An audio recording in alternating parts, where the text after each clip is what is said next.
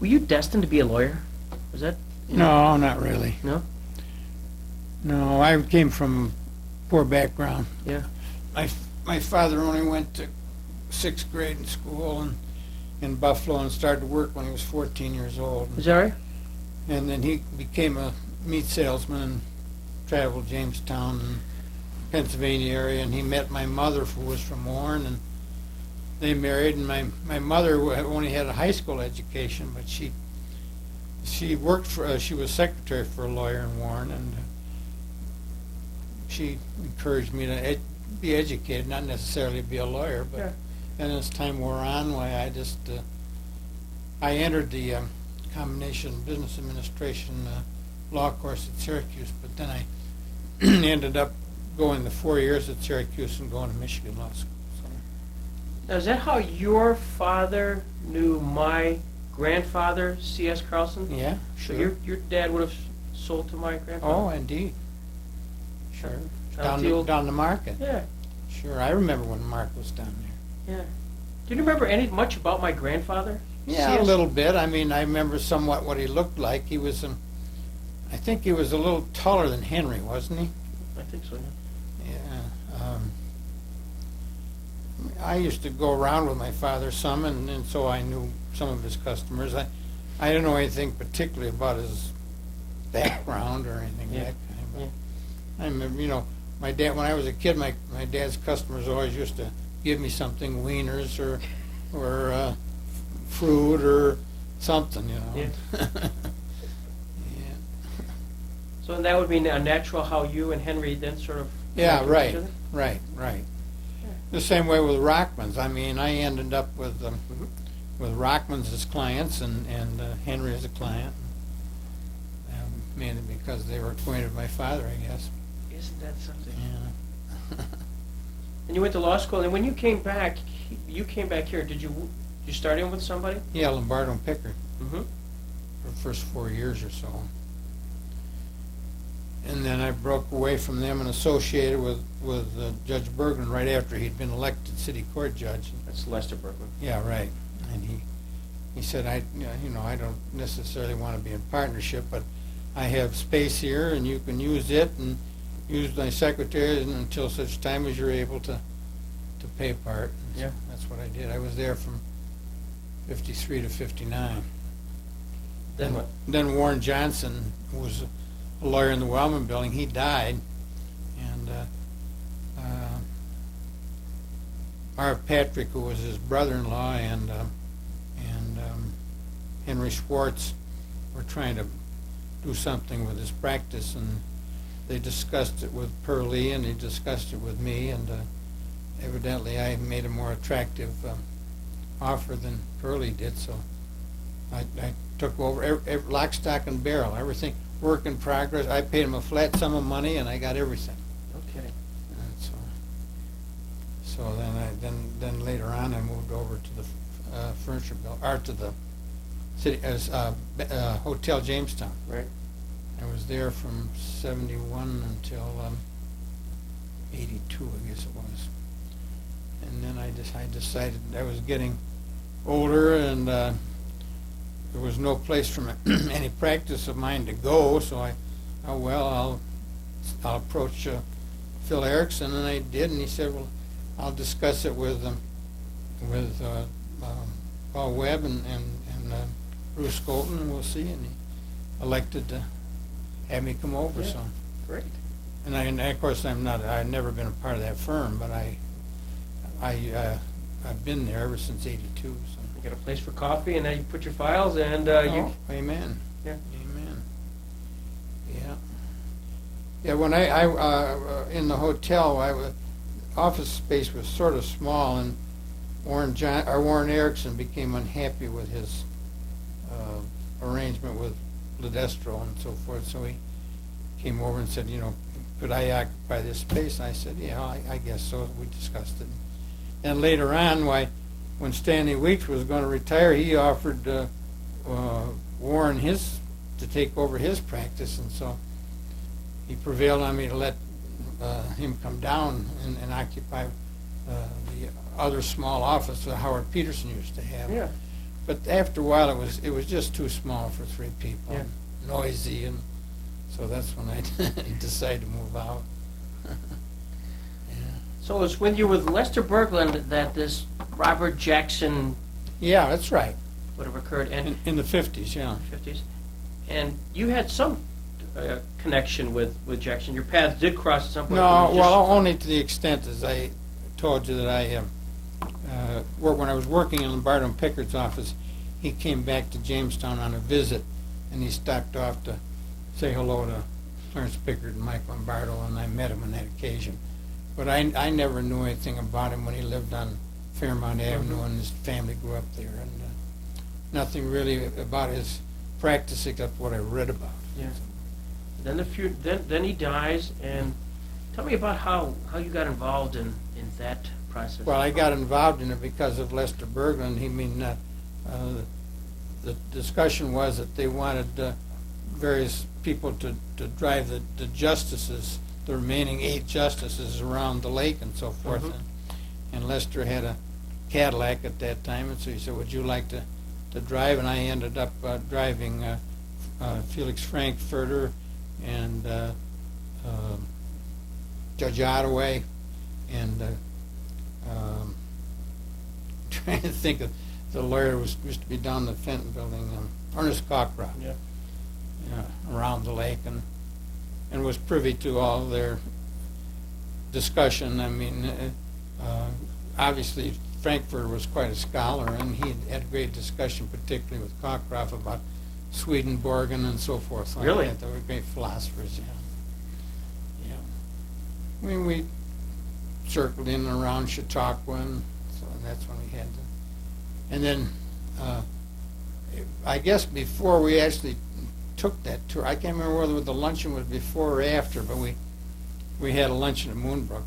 And you were at the luncheon? Yes, I was at the luncheon with Chief Judge Warren and all the rest of the Supreme Court judges. Was there a lot of people there at the luncheon? Oh yeah, it was well attended. When most of the people in the bar association, or a good number of them were there. There were probably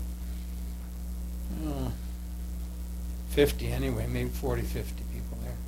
Were there any speeches given, or was it just sort of? Well, I think they made some remarks, but it's so long ago that I don't remember what was said in particular. I mean, I'm sure they paid tribute to Judge Jackson and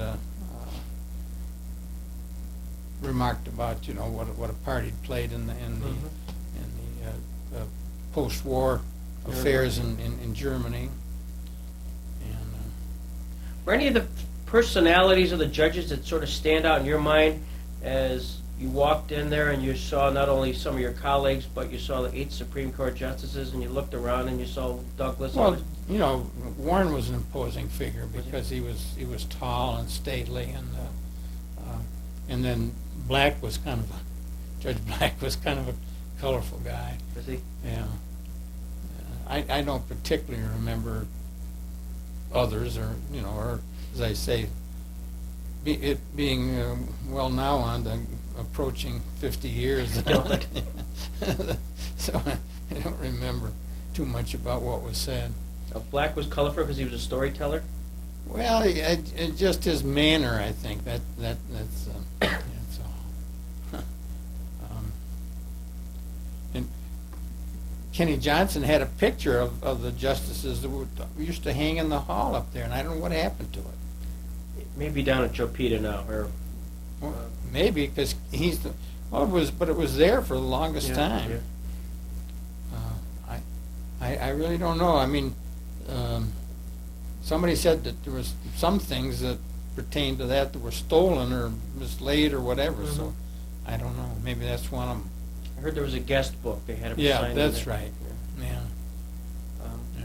Were you awed by the fact that you had these justices? Was there Well, of course I was. I mean, what the heck?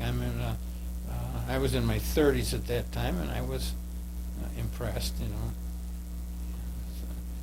At that time, I was under the illusion that judges were elected and appointed on the basis of merit. I've since learned differently what a part politics play in all that. Oh, exactly.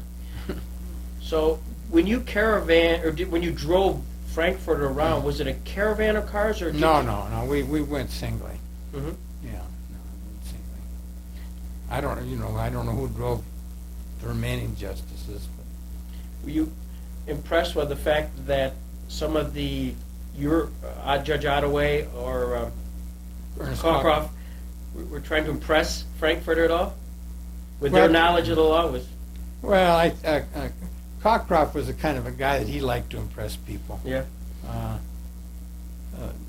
Judge Ottaway, he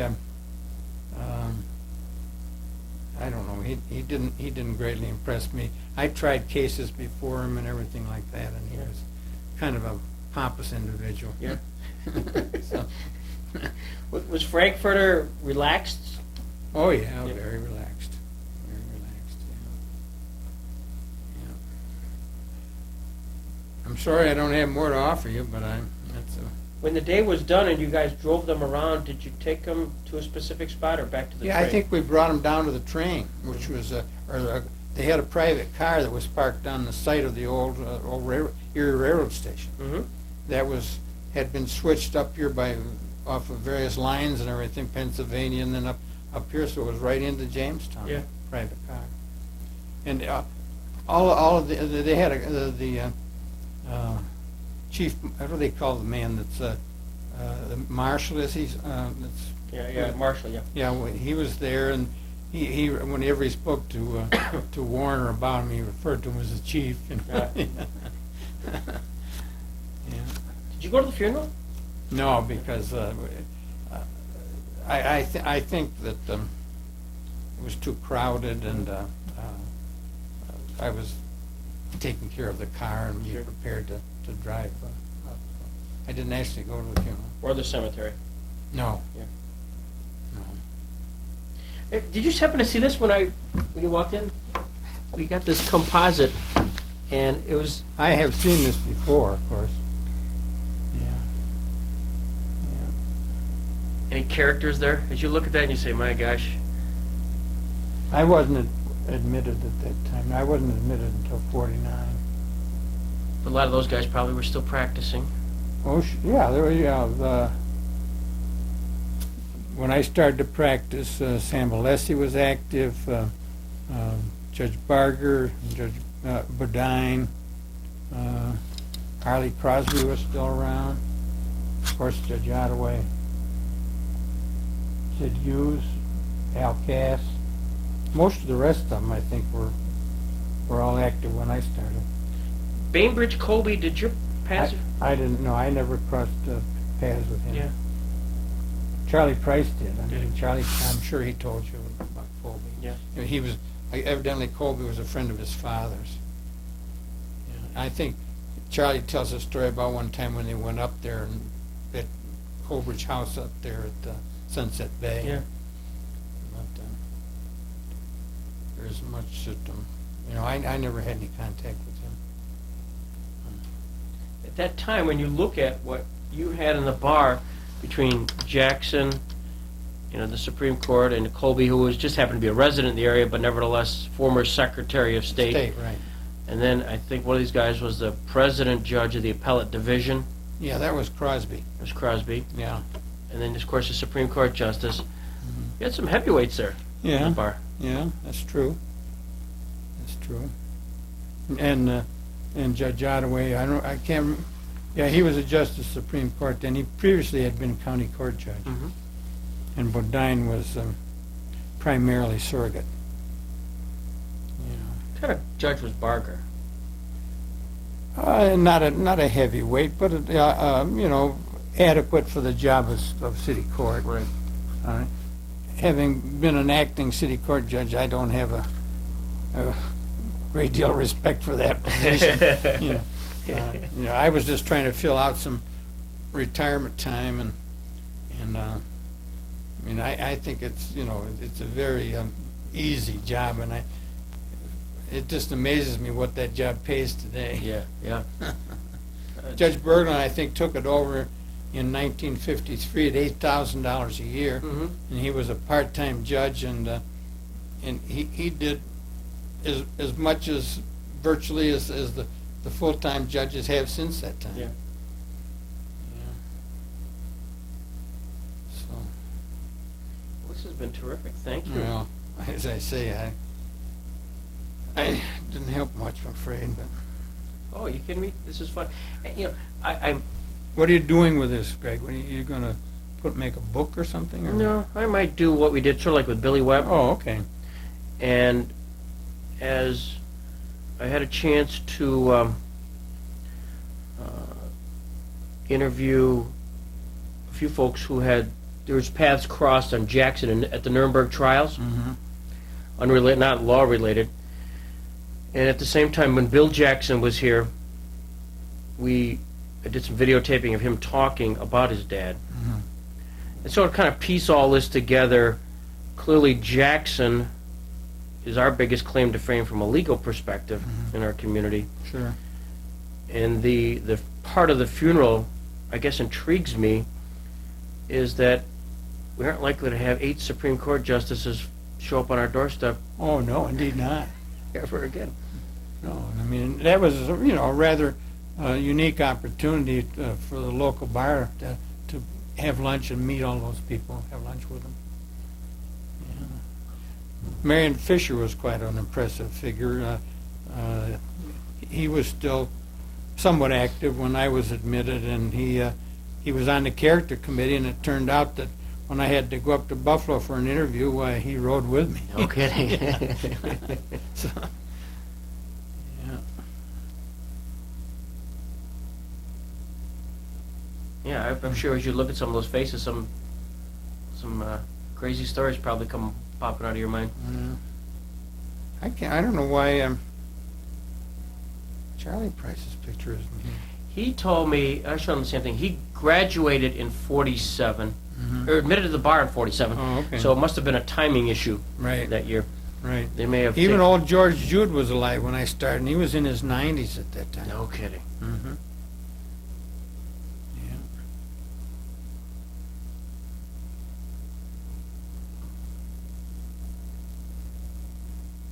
I learned a lot in the 4 years that I was with Lombardo and Pickard, but as Clarence Pickard was quite a scholarly person and very painstaking and thorough, but he was difficult to work for. Was he?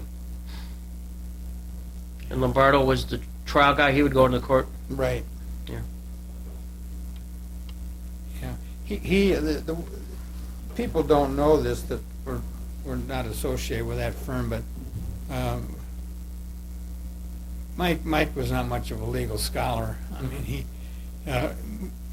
in criminal matters, why he handled those, the briefing and all that stuff, but everything else, why Pickard did that. He did all the research and wrote the briefs and everything.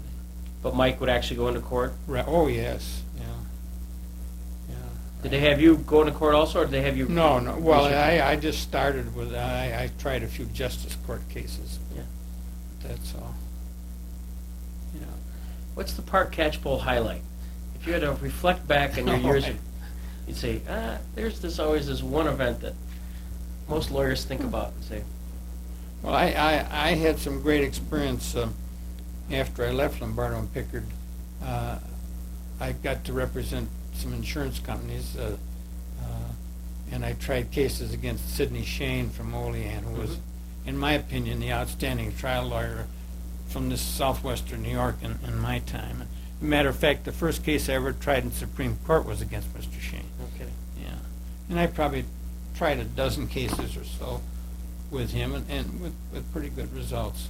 The first case I tried was a death action, and through a lot of I picked up on the insurance company's investigation and did more myself, and was able to establish that this was kind of a joint venture, that these kids were out, traveling around the countryside and having some drinks and everything, but so that the jury gave him a sympathetic verdict for $4,000. But really should have been no verdict at all, because in those days you had the old the contributory negligence rule, where if you're guilty of any negligence whatsoever, why you weren't entitled to recover. So, Well, this has been great. I thank you. Yeah. As they say, I feel like I have a very limited connection with Judge Jackson. You did something not many people can say they did. They had Felix Frankfurter in the back seat of their car and drove him around the lake. That's Yeah. kind of neat. Well, that was an accident. Through the graciousness of Judge Berglund, said you drive instead of doing it himself, you know. See, that's neat. That's neat. Okay. Thank you very much. All right. Appreciate it.